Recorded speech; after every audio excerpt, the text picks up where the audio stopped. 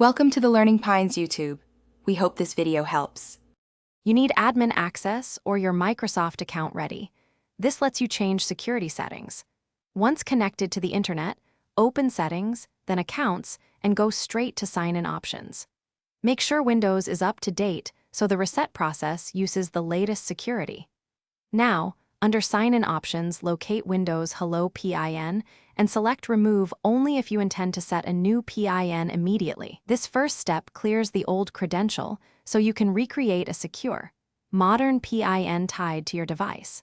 Once you've removed the old PIN or chosen Reset, pick I forgot my PIN to start identity verification. You'll be asked to sign in with your Microsoft password or use another Windows Hello factor. This proves it's you. After verification, the system prompts you to create a new PIN.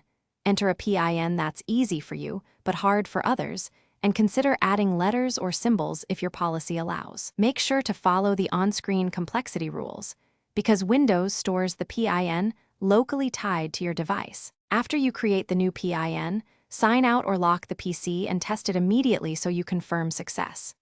If the reset fails, reboot and verify system time, network connectivity, and Windows updates. These often block verification attempts. Once done, retry the reset flow. If problems persist, sign in with a local admin account or boot to safe mode to remove credential manager entries and then recreate the PIN. That troubleshooting step resolves most stubborn issues without reinstalling Windows. Thanks for watching. Consider subscribing if we helped you.